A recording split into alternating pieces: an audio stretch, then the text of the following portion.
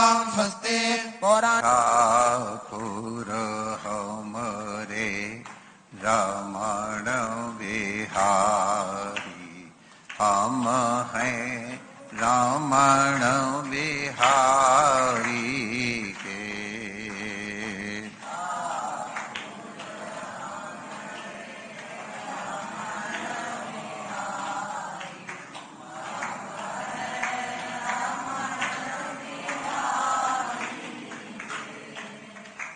ठाकुर हमरी यमुना मैया, हम हैं यमुना मैया के।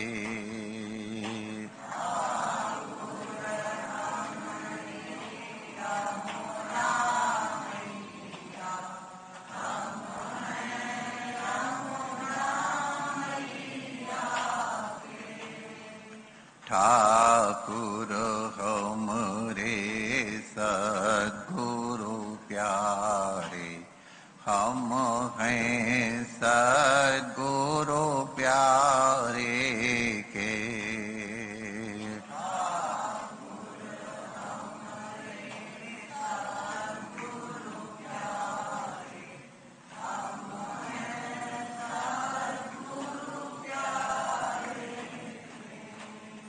साधु सेवा धर्म हमारा, काम न दुनियादारी से।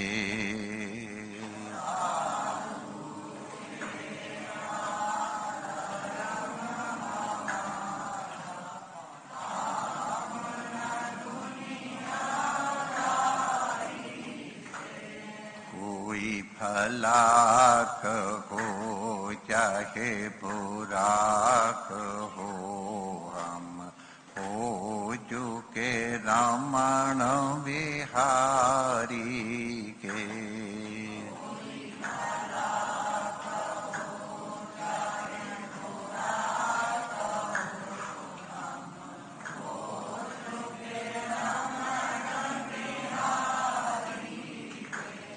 हम हो चुके यमुना मैया के।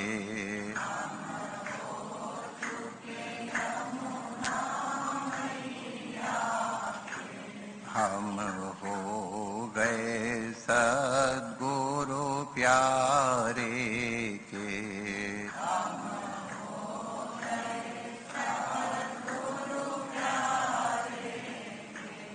हम हो चुके रमण बिहारी के।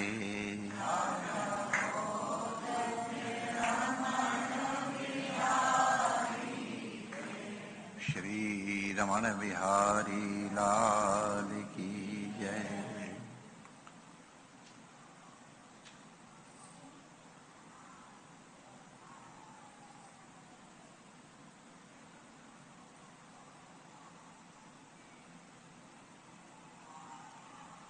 नारायण नारायण नारायण नारायण।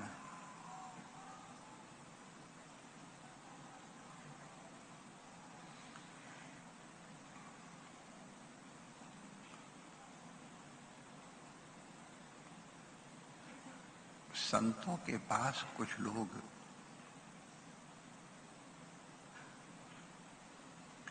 ज्ञान प्राप्त करने के लिए आते हैं,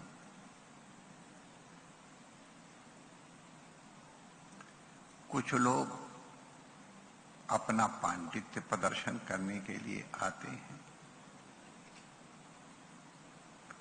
कुछ लोग संतों की परीक्षा करने के लिए भी आते हैं।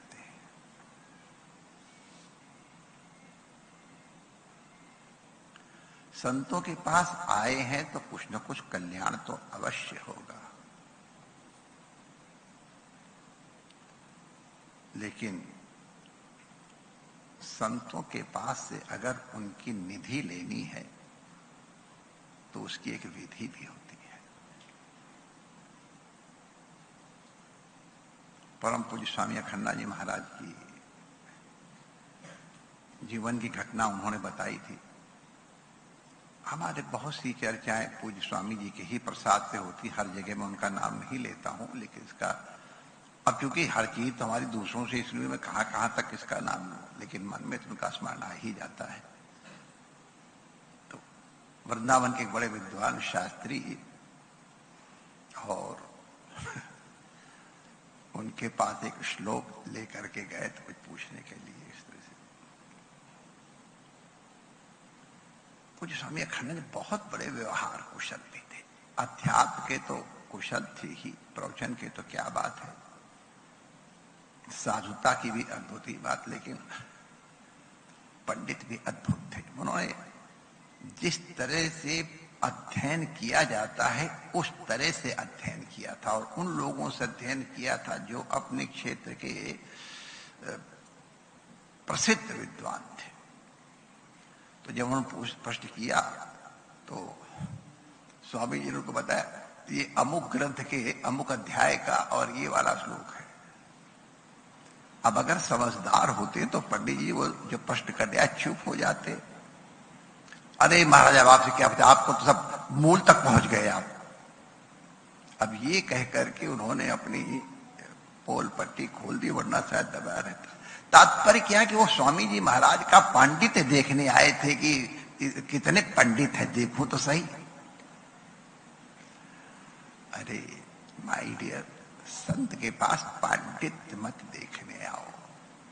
हमने कई संत देखे हैं जो कोई बहुत पढ़े लिखे नहीं है, लेकिन बड़े कड़े लिखे हैं, और उनकी बातें ऐसी सटीक होती हैं, ऐसा लगता है शास्त्र उनकी वाणी के पीछे चल रहे हैं। तो इसलिए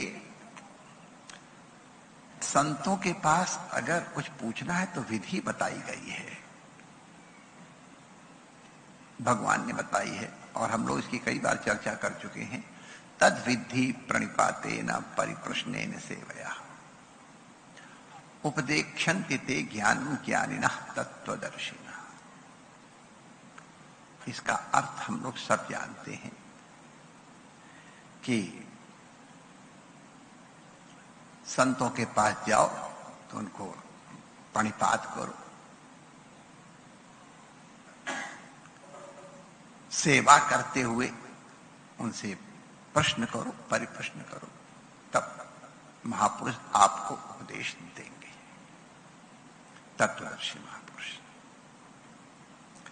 लेकिन ये प्रणाम भी बहुत तरह का होता है माय डियर। भागवत का ही उदाहरण में भगवान की लीला थी, यदुवंशियों का वो कल्याण करना चाहते थे, क्योंकि उन्हें मालूम था ये यदुवंशी अगर रह गए तो ये बिना सीमा के बद्ध समुद्र के समान डुबो देंगे सबको। तो उन लीला तो उनकी थी, लेकिन हुआ क्या कि राजकुमार सांब को सजा के लगे। कथा जानते हो, इसलिए उसको हम ज्यादा नहीं कह रहे हैं, लेकिन जो चीज हम कहना चाहते हैं वो भागवत लिखी है। उपसंग्रही पच्चु अविनीता विनीतवत, ये चीज है, ध्यान देखो। वो कुमार लोग माने कोई छोटे नहीं थे, अरे बाल बच्चों वाले थे, कईयों तो नाती पोते भी थे। कुमार माने राजकुमार, ये मतलब है।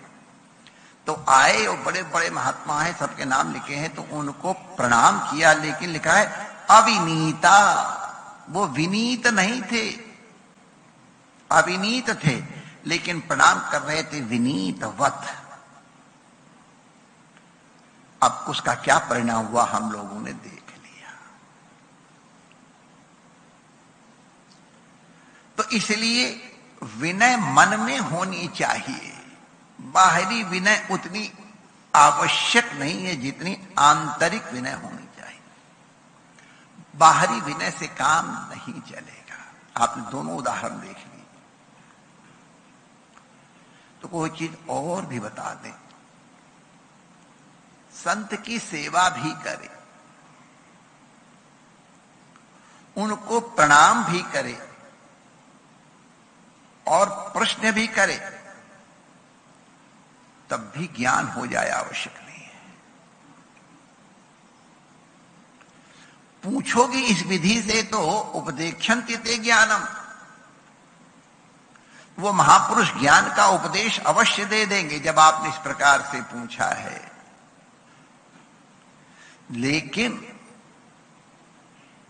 जैसे घड़ा उल्टा रखा हो तो चाहे कितनी वृष्टि हो उसमें पानी नहीं जाता है,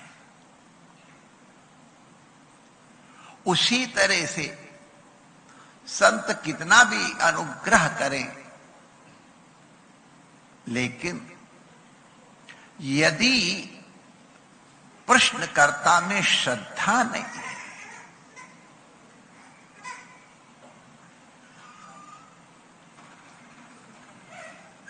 तो अगर प्रश्नकर्ता में श्रद्धा नहीं है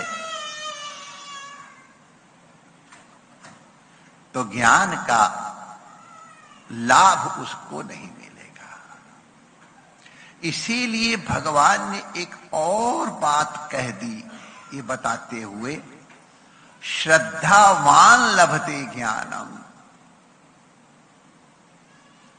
तत्परः संयतेन्द्रियः। तत्परः का तात्पर्य है जो वो जिज्ञासा कर रहा है उसके लिए वो अत्यंत अभीष्ट है, कौतूहल बस नहीं। हमने आप लोगों को घटना सुनाई है कई बार। रेलवे स्टेशन पर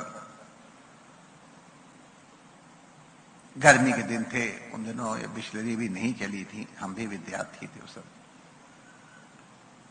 एक गाड़ी आई और पानी के प्यास, गर्मी के दिन सब लोग पानी धड़ाधड़ मांग रहे तो गिलास में भर भर के दे रहा था, पी रहे। कोई शायद रेलवे दूसरी ट्रेन का क्रॉसिंग था तो इसलिए गाड़ी थोड़ी देर तक रुक गई, तो सब तो पता नहीं, तो सब लोग पानी पी के बैठ गए। अब मैंने देखा कि एक आदमी ने पानी वाले को बोला, पानी वाले इधर आ। तो 2 बार जब बुलाया तो ऐसे देख रहा है। तीसरी बार गया तो बड़े बेमन से गया, पानी दोगे? हाँ। कितने का है? 8 आने का। 4 आने में दोगे? वो उसको ये उत्तर दिए बिना कि नहीं दूंगा या 8 आने में दूंगा, चुपचाप वापस चला आया। हमने कहा बड़ा बेवकूफ है ये, अरे उसको उत्तर तो देना चाहिए था, कुछ भावताव करता। जब गाड़ी चली गई तो मैंने उस पानी वाले बोला, इधर आओ।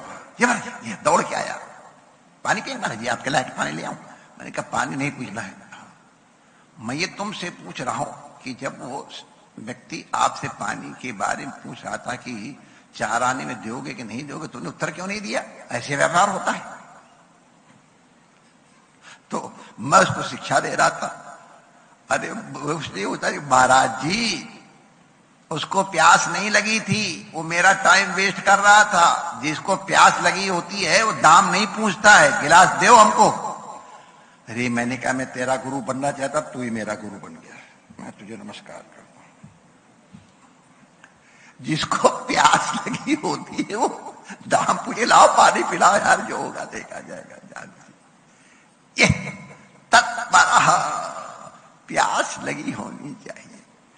जब तक बुभुक्षा नहीं है, कितना स्वादिष्ट भोजन हो उसका आनंद नहीं आता है। प्यास नहीं हो, पिपासा न हो, कैसा बढ़िया शरबत हो, आनंद नहीं आता है। अरे बुभुक्षा नहीं है, भूख नहीं खुली है, तो कितना भी रबड़ी और मालपुआ प्रस्तुत कर दोगे, स्वाद नहीं आएगा। स्वाद है भूख में। हमने आपको पहले अपने जीवन घटना बताई थी। अगर भूख लगी हो तो 3 दिन की बासी रोटी भी पानी में भिगो करके राम रस के साथ पाओ, क्या स्वाद आता है। अब कोई और न मिले तो हमसे ही पूछ लेना, मैं बता दूं कि इतनी स्वादिष्ट होती है वो रोटी। तो स्वाद रोटी में नहीं है माय डियर, स्वाद तुम्हारी बुभुक्षा में है, तुम्हें भूख कितनी है। तुम्हारी भूख कितनी है जानकारी की, तुम्हारी जिज्ञासा कितनी महान है। जितनी महान तुम्हारी जिज्ञासा होगी, तुम्हारा समाधान भी उसी तरह से होगा। हम कुछ भी देने को तैयार है, मुझे ज्ञान चाहिए, तो तत्परः और संयतेन्द्रिया। प्रश्न पूछ रहे हैं, संत बता रहे हैं, मोबाइल आ गया तो महाराज एक मिनट, तत्पर नहीं। अरे शिष्टाचार ये है कि संतों की सन्निधि में आए तो वो मोबाइल अगर बाहर रखे आए तो सबसे अच्छा है, लेकिन कम से कम साउंड तो उसकी बंद कर दे। अगर कोई जरूरी बात तो वाइब्रेटिंग मोड में कर दे, आ जाए, देख करके चुपचाप चला जाए। वैसे संत के बीच में से उठ के जाना अशिष्ट होता है। लेकिन तत्परा, तुम्हारा ध्यान तो मोबाइल में रखा हुआ है। अरे कई लोगों तो मैंने बड़े बड़े महापुरुषों के प्रवचन में देखा, वो अपना तमाशा चालू रखते हैं। वाह, ये ठीक, तो तत्परा नहीं है, संयतेंद्रिय नहीं है। क्यों नहीं है? क्योंकि श्रद्धावान नहीं है। ज्ञान सदैव श्रद्धावान को ही प्राप्त होता है। जिसको श्रद्धा है शास्त्र में और गुरु में, वही तत्पर होगा, वही संयतेंद्रिय होगा, और वही विनीत भाव से प्रणिपात करेगा, अत्यंत तत्पर होकर सेवा करेगा, और उसके प्रश्न सटीक होंगे। व्यर्थ समय नष्ट करने के लिए संत के पास नहीं आएगा। तो इसलिए जब भी आप किसी संत के पास जाओ, संत की परीक्षा लेने के स्थान पर अपनी परीक्षा ले लो। Do I deserve? If you deserve, then you should desire. बल्कि मैं तो ऐसे कहूंगा, जो मेरा अनुभव है, you need not to desire, just deserve, and your desire will be fulfilled. अगर तुम्हारी तीव्र जिज्ञासा है, परिपूर्ण श्रद्धा है, तो आपके कई बार बिना प्रश्न किए हुए भी आपके प्रश्नों के उत्तर मिल जाएंगे। आज ये प्रश्न उत्तर जो हो रहा है, कई लोग इस विज्ञान के माध्यम से भी नित्य श्रवण करते, उनकी भी कुछ जिज्ञासाएं होती हैं, और भगवान बड़े दयालु हमको बता देते हैं, भैया ये उत्तर दे देना। तो मैं, कई लोगों ने कहा महाराज मैं आज पूछा था और ये आपने बता दिया। तो मैंने कहा बताया, तो बताने वाला कोई और, ये तो इंस्ट्रूमेंट है। तो इंस्ट्रूमेंट का तो तात्पर्य क्या है? आदौ श्रद्धा। किसी भी सफलता के लिए, चाहे साधना हो, चाहे जिज्ञासा हो, चाहे और कोई बात हो, श्रद्धा अत्यंत आवश्यक है। श्रद्धावान लभते ज्ञानम। जो श्रद्धावान है उसी को ज्ञान की प्राप्ति होती है। जिस प्रकार का भी ज्ञान चाहिए, पात्र लेके जाओ, श्रद्धा तुम्हारा पात्र है। संतों की अनुग्रह से ये प्राप्त होता है कि सब संतों के चरणों में प्रणाम करते हैं। आदरणीय ऋषि कुमारगण अपने आचार्यों सहित हमारा बंधन स्वीकार करें, तथा हम सब जो मिल बांट के खा पी रहे हैं, चाहे विज्ञान के माध्यम से, चाहे यहां, आपके लिए भी हार्दिक शुभकामनाएं। आपका मंगल हो। जय श्री कृष्ण।